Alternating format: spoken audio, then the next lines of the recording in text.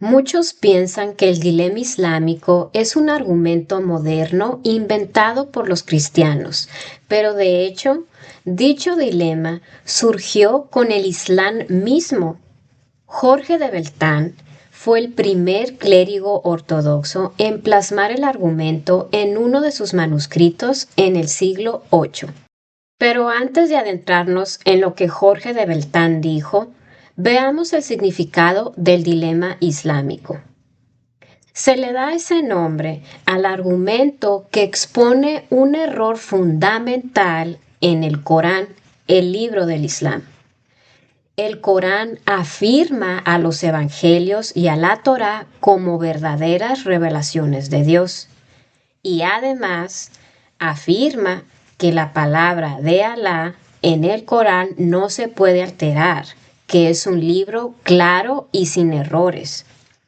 El problema es que los evangelios y la Torá contradicen al Corán, es decir, la Biblia enseña cosas totalmente diferentes al Corán, lo que pone al Islam en un dilema. Si la Biblia contradice al Corán, entonces el Islam es falso, porque al afirmar a la Biblia se contradice a sí mismo. Y lo peor es que del dilema surge otro dilema. Desde que surgió el Islam, los musulmanes han tratado de tapar dicha contradicción diciendo que la Biblia está corrupta, que fue alterada o modificada, lo cual sigue contradiciendo al propio Corán, que afirma que la Biblia es una verdadera revelación de Dios. Entonces, aún suponiendo que la Biblia esté corrompida, el Islam sigue siendo falso. ¿Por qué? Porque estaría afirmando como una verdadera revelación de Dios a algo falso. Ya sé que es un poco confuso, pero vamos desglosando y viendo algunos versos como evidencia. Primero vamos a empezar con los versos del Corán. Aquí tenemos Sura 10:94. Ahora bien, si dudas de lo que te hemos revelado, pregunta a quienes leyeron el libro antes que tú. Es la verdad que te ha llegado de tu Señor, así que no seas de los que dudan. Bueno, aquí quiero aclarar que cuando el Corán habla del libro o las personas del libro, se refiere a la Biblia, específicamente a los Evangelios y Torá. Entonces aquí en este verso, lo que pasa es que el Corán está diciendo que si tú tienes alguna duda de hecho sobre el Corán, pregunta a quienes leyeron el libro antes que tú, o se está diciendo que vayas y preguntes a los cristianos y a los judíos que ya tenían ese libro antes del Corán, porque aquí es muy importante recordar que por supuesto que la Biblia, tanto los evangelios, o sea, el Nuevo Testamento como el Antiguo Testamento, existían mucho antes que el Corán, que el Islam. Entonces, aquí lo que está diciendo es que le está dando autoridad a los cristianos, a los judíos, de que si un musulmán tiene duda, puede preguntarle a ellos porque ellos ya tenían el libro desde antes y es algo verdadero que ha llegado del Señor. Ahora, para continuar, tenemos este otro verso que dice, ¿y cómo van a delegar en ti el juicio si tienen la Torá en la que esté el juicio de Alá y a pesar de ello se desentienden? Esos no son los creyentes. Aquí este verso básicamente está diciendo que la Torá, los primeros 5 libros en el Antiguo Testamento tienen el juicio de Alá, es decir, le está dando a esa parte del Viejo Testamento, la Torá, autoridad. Le está reconociendo como de Dios, de Alá.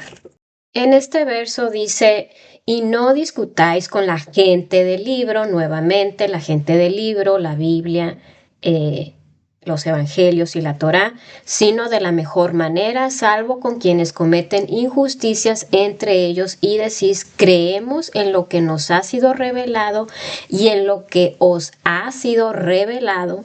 Nuestro Dios y vuestro Dios es uno y nos sometemos a Él. Entonces aquí básicamente este verso lo que está diciendo es que el Dios del Islam es el mismo Dios que que el del cristianismo, que el del judaísmo, que compartimos el mismo Dios y ellos se someten a ese Dios. O sea, básicamente sigue aquí reconociendo al cristianismo y al judaísmo como verdadero.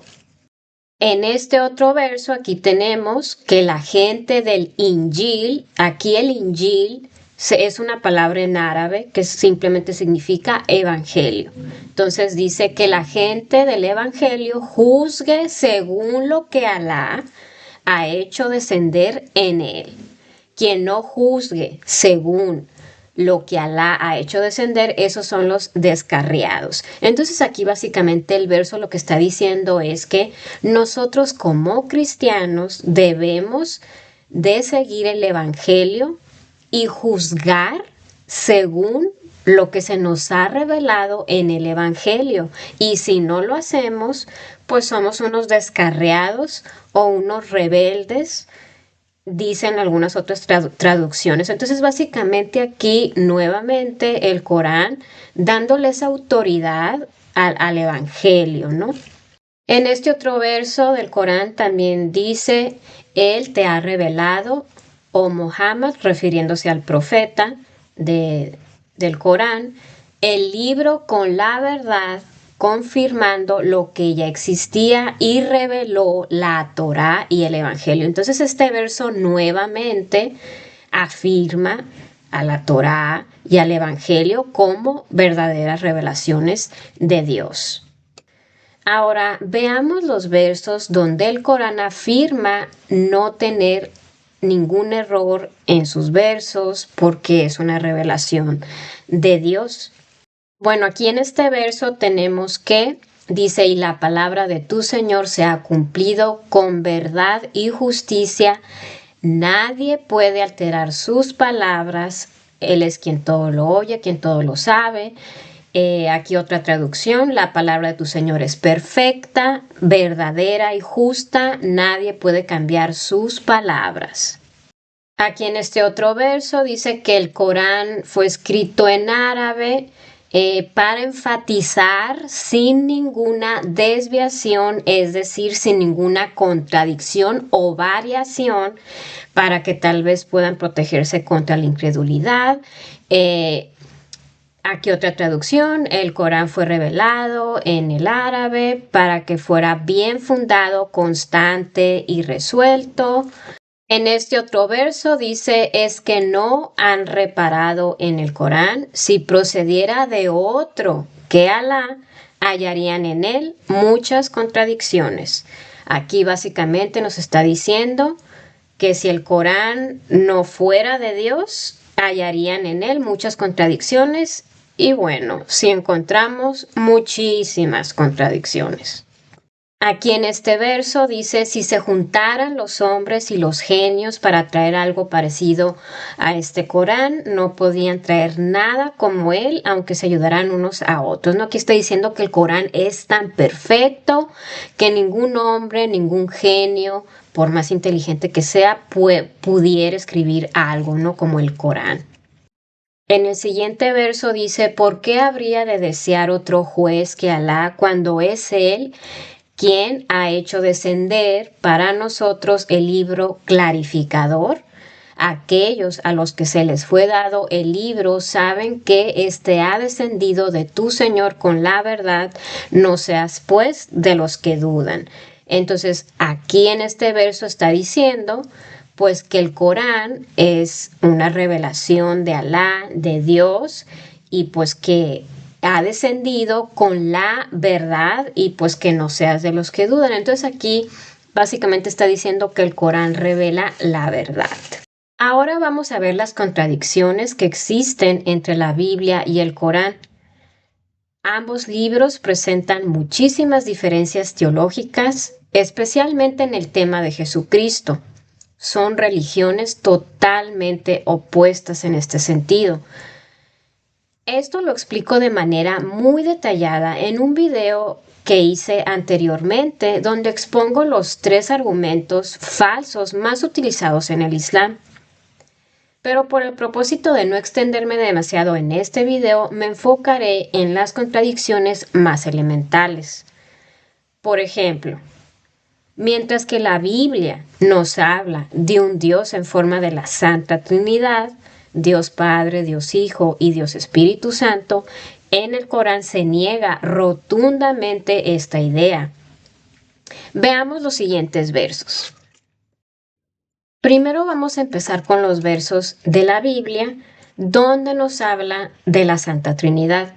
Aquí tenemos estos versos, 1 Corintios 8:6, donde nos dice que hay un solo Dios, el Padre, del cual proceden todas las cosas y nosotros somos para Él, y un Señor Jesucristo por medio del cual son todas las cosas y nosotros por medio de Él. Entonces aquí nos menciona al Padre y al Hijo. Acá tenemos a 1 Pedro 1:2, elegidos según la presencia de Dios Padre en santificación del Espíritu para obedecer y ser rociados con la sangre de Jesucristo. Entonces, bueno, aquí nos habla ya de los tres, Dios Padre, Dios Espíritu y Dios Hijo. Y aquí tenemos estos dos versos Mateo, aquí donde nos habla del bautismo de Jesucristo, donde el Espíritu de Dios descendió como paloma y se escucha la voz, ¿no?, de los cielos, de Dios Padre, que dice, este es mi Hijo amado, ¿no? Aquí es otra representación, digamos, de la Santa Trinidad.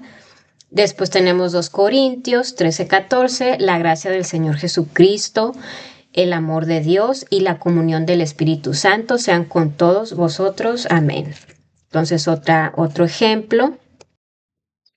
Y acá tenemos dos ejemplos más en Mateo 28:19, que es un verso muy importante porque esto Jesucristo él mismo lo dice, por tanto, ir y hacer discípulos a todas las naciones, bautizándolos en el nombre del Padre y del Hijo y del Espíritu Santo. Después tenemos a Juan 10:30, Jesucristo dice, yo y el Padre somos uno. Entonces aquí vemos que claramente a lo largo del Nuevo Testamento se nos habla de un Dios triuno o de la Santa Trinidad, un concepto algo confuso y difícil de comprender, pero es la forma en que Dios se nos ha revelado. Ahora veamos el Corán en los siguientes versos y lo que dice respecto a la Santa Trinidad. Bueno, acá tenemos este verso 471, es un verso muy interesante en el Corán que nos habla de varias cosas. En primer lugar, nos dice, no, gente del libro, es decir, gente de la Biblia, no excedan los límites en su religión ni atribuyan a Alá nada que no sea verdad. El Mesías, Jesús, hijo de María, fue solo un mensajero de Alá. Entonces aquí vemos claramente cómo el Corán dice Jesús fue simplemente un mensajero, ¿no? O sea, no digan que fue otra cosa, que fue Dios, simplemente fue un mensajero de Alá. Y después nos dice, creed pues en Alá y en sus mensajeros y no digáis Alá es una Trinidad. Aquí claramente está diciendo que el concepto de la Trinidad no lo debemos de creer. Y después dice, abandona esta afirmación, sería mejor para ti. Alá es en verdad un solo Dios, lejos de su gloria, que tenga un hijo. Entonces aquí, aparte de negar, de rechazar la idea de la Santa Trinidad, aparte de eso está diciendo que Dios tampoco puede tener un hijo, ¿no? Entonces aquí vemos varias cosas muy interesantes que rechaza el Corán y que son el corazón, pues, de la Biblia, del cristianismo, básicamente. Y acá tenemos dos ejemplos más del Corán. El primero dice, y han caído en incredulidad los que dicen Alá es el tercero de tres, cuando no hay sino un único Dios, si no dejan de decir lo que dicen, esos que han caído en la incredulidad tendrán un castigo doloroso. Entonces básicamente está diciendo que Los que creemos en la Santa Trinidad estamos equivocados y por lo tanto vamos a tener un castigo doloroso, ¿no? Para ellos es blasfemia. Entonces aquí hay que tomar en cuenta que no solo rechazan la Santa Trinidad, sino que tienen un concepto equivocado de la Santa Trinidad. Ellos piensan que, que son tres dioses, pero en realidad la Santa Trinidad es un solo Dios, solamente que se expresa en tres formas distintas, pero digamos que son tres en uno. Después tenemos este siguiente verso que dice, Alá no ha tomado hijo alguno, ni hay con él ningún Dios. Bueno, básicamente este verso nos dice pues que Alá, que Dios no puede tener hijo y pues que no puede ese hijo ser Dios, ¿no? Básicamente está diciendo que nosotros pensar que Jesucristo es hijo de Dios, por lo tanto es Dios, está mal, o sea que eso no puede ser. Y acá tenemos este otro verso donde dice básicamente que sigue diciendo, ¿no? Que el Dios es uno y único y Él no engendró ni fue engendrado. O sea, continuamos con esta idea de que Dios no puede tener hijos, no puede engendrar hijos y nunca será así, ¿no? Entonces otra vez rechazando la idea de que Dios pueda tener un hijo. Entonces, como podemos ver en estos versos, es muy claro cómo el Corán no solo rechaza y niega la Santa Trinidad, sino que también la interpreta de forma incorrecta. O sea, se nota que no entiende el concepto de la Santa Trinidad. Y además de eso, también rechaza la idea de que Dios pueda tener un hijo. Entonces, el Corán, por un lado, afirma ser la palabra perfecta de Dios sin errores y afirma que la Biblia es la verdadera revelación de Dios. Aquí el problema es que la Biblia, como ya vimos, enseña lo opuesto al Corán, lo que termina en una gran contradicción. Es decir, el Corán se contradice a sí mismo. Ese es el dilema. Lo más curioso es que de esa contradicción surgen otras. Si el Corán afirma ser perfecto y sin error, pero sin embargo contiene errores, pone en riesgo su procedencia. O sea, ¿realmente es divino? ¿Cómo puede algo que tiene una procedencia divina, como lo afirma el Corán, tener errores? Más bien apunta a que es un libro creado por humanos y naturalmente contiene errores. Errores de todo tipo, errores de datos, de desinformación, de malinterpretación. Ahora que hemos comprendido un poco mejor el dilema islámico, podemos concluir que el Islam es falso desde diferentes perspectivas. Ya sea que la Biblia sea la palabra de Dios o no, el Islam enfrenta una contradicción autodestructiva, es decir, se contradice y se destruye a sí mismo. Y terminamos con dos conclusiones. Si la Biblia es la palabra de Dios, el Islam es falso. ¿Por qué? Porque el Corán contradice las enseñanzas esenciales y fundamentales en la Biblia. Si la Biblia es falsa, si está corrupta, el Islam sigue siendo falso. ¿Por qué? Porque este sería un error en el Corán, ya que el Corán afirma que la Biblia es una verdadera revelación de Dios y si la Biblia es falsa, pues eso sería una mentira. Entonces lo que dejaría al Corán como un libro falso, es decir, no de procedencia divina por lo menos.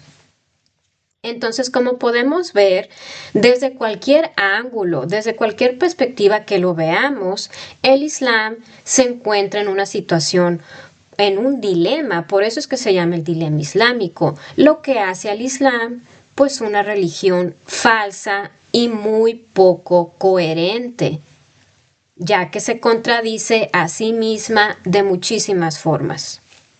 Y regresando a Jorge de Beltrán, quien fue de los primeros que se dio cuenta y expuso todas estas contradicciones dentro del Corán, él luchó arduamente contra el Islam, aun cuando fue encarcelado por ello durante 9 años. Recordemos que en aquel entonces, cuando surgió el Islam, al ver los mismos musulmanes esta contradicción, lo que hicieron ellos fue, digamos, salir con este argumento de que la Biblia estaba corrompida. Entonces, Jorge de Beltrán, al salir de la cárcel, siguió su lucha demostrando la autenticidad de los evangelios y entonces él comienza este manuscrito con 4 preguntas. Si la Biblia fue corrompida en algún momento, ¿cuándo, quién, por qué y qué? En otras palabras, los que afirman que la Biblia está corrompida, que fue falsificada o alterada, deberían de respaldarse demostrando cuándo pasó, quién lo hizo, por qué lo haría y qué partes exactamente de los evangelios fueron cambiadas. Jorge de Beltrán nos dice que si la Biblia estaba corrompida antes de Mohammed, el profeta del Islam, ¿por qué en el Sura 1094, como vemos aquí, se instruye consultar a los judíos y cristianos para encontrar la verdad? Por ello es muy importante responder al cuándo que nos propone Jorge de Beltrán.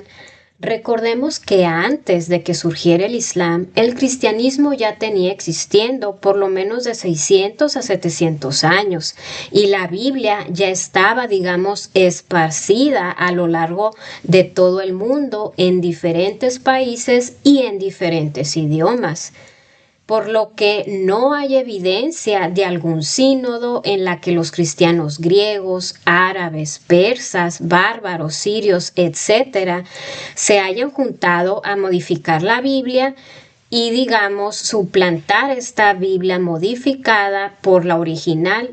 No hay evidencia de ello. Después, Jorge de Beltrán expone el qué y por qué. Supongamos que los cristianos modificaron partes de la Biblia. ¿Por qué falsificarían sus propias escrituras? El cristianismo ya estaba consolidado en el mundo. Pero Beltrán nos sugiere no por dinero, pues los evangelios defienden a los pobres, tampoco por razones espirituales, ya que la espiritualidad no se gana esparciendo falsas ideas sobre Dios. En realidad son los del Islam los que se ganan adeptos con falsedades, dice Beltrán. En cuanto al quién, Beltrán brillantemente utiliza el Corán, así como lo vemos en este verso, donde dice que los discípulos de Jesús fueron divinamente escogidos por Alá, por Dios. Entonces, de ser así, ¿por qué habrían de transmitir un evangelio falso? Si no fueron ellos, entonces, ¿quién o quiénes? Esta es una pregunta que ellos deberían de poder responder. Si alguna vez te encuentras con algún musulmán que te diga que la Biblia está corrompida, que fue modificada o alterada, preséntale las mismas preguntas que hizo Jorge de Beltrán. ¿Cuándo fue modificada? ¿Quién la modificó? ¿Por qué fue modificada? ¿Y qué partes de la Biblia fueron modificadas? Te aseguro que ningún musulmán sabe ni sabrá estas respuestas. Además, en sus comentarios, Jorge de Beltrán va un paso adelante y no solo propone una defensa ante el Islam, también propone 5 criterios que prueban la veracidad de los evangelios. Y aquí tenemos estos 5 puntos. El primero, los evangelios trascienden deseos terrenales. 2. Los mandamientos curan las enfermedades del alma. 3. Predice eventos futuros con claridad. 4. se propaga en todas las naciones no por poder político, riquezas, retóricas, tácticas manipulativas, sino por su mensaje espiritual elevado, que por muchos es considerado una locura. Y 5. Por todos los testimonios alrededor de las Escrituras. Y estos criterios tienen bastante sentido, ya que una verdadera revelación de Dios nos elevará por encima de nuestros deseos terrenales, nos debería traer sanación, sabiduría y debería de propagarse sin sobornos o mentiras. Para concluir, ¿por qué nos importaría lo que un clérigo ortodoxo como Jorge de Beltrán dijo hace 1200 años? Porque él nos muestra que el Tarif, donde se inventó esta idea de que la Biblia fue modificada, alterada, fue corrompida, no fue algo de la nada, sino que los musulmanes se vieron obligados u orillados a reaccionar ante la confrontación incómoda de que la Biblia claramente contradice al Corán.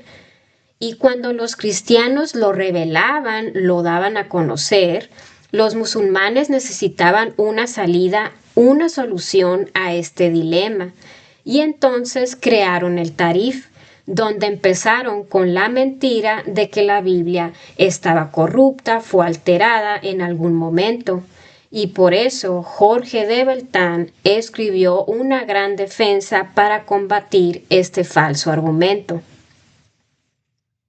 Y bueno, si llegaste hasta el final, solo me queda agradecerte de todo corazón. Hasta la próxima.